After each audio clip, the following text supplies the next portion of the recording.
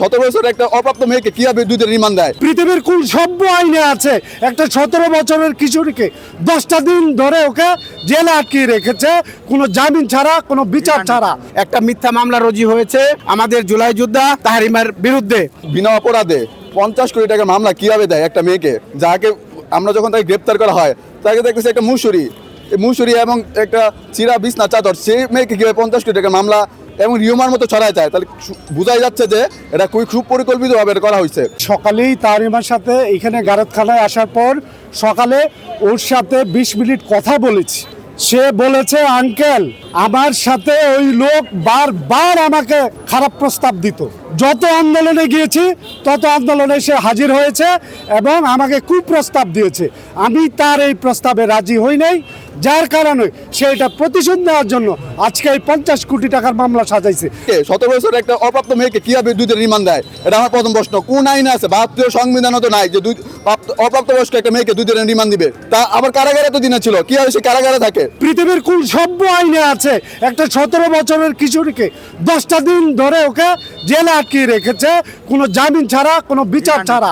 যেই আদালত আজকে তাকে রিমান্ড মঞ্জুর করেছে, আমরা তাদেরকে বলতে চাই এই বাংলায় আপনাদের কুলাঙ্গারদের স্থান নাই। আপনার ঘরে কি সন্তান নাই? আপনার ঘরে কি একটা মেয়ে নাই? এই শিশু মেয়েটাকে আপনি কেন আজকে রিমান্ডে দিলেন? আমরা তার মুক্তি ছাড়া এখান থেকে নড়ব না। দরকার আমরা পুরো গাজীপুর সহ পুরো ঢাকা আজকে ব্লক করে দিব। ভবিষ্যৎ হোক নিরাপদ, বিনিয়োগ হোক বিশ্বস্ত, আর আমার পছন্দ সল্ট বে। ওয়েলকাম টু সল্ট বে।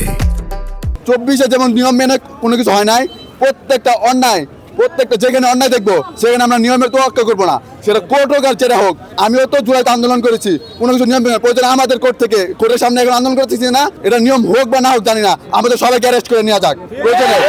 কিন্তু আমরা আজকে মাঠ এটা ছাড়বো না কখনোই। আমাদের আজকে জুলাই যোদ্ধা তাহরিমাকে এখান থেকে নিয়ে তারপর যাবো, নাহলে সারা বাংলাদেশ আমরা ব্লক করতে বাধ্য হব।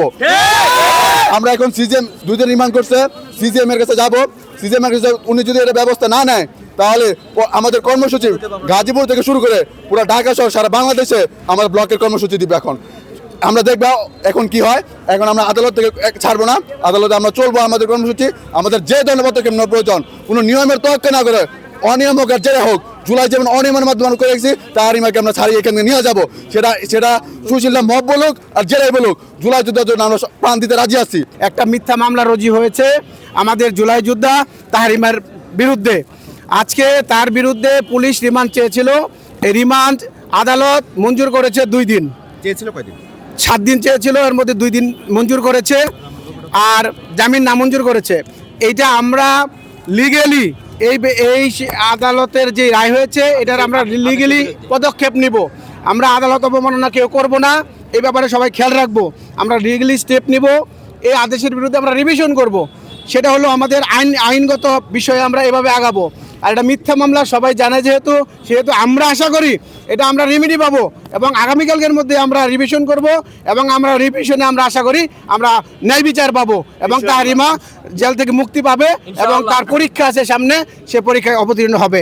এটা নিয়ে আমাদের জুলাই যোদ্ধা ভাইদেরকে দৃষ্টি আকর্ষণ করছি, আপনারা এটা নিয়ে আতঙ্কিত হবেন না, আপনারা টেনশনে পড়বেন না, এটা আইনগতভাবে ব্যবস্থা হবে এবং আমরা ন্যায় বিচার পাবো বলে আমরা আশা করি।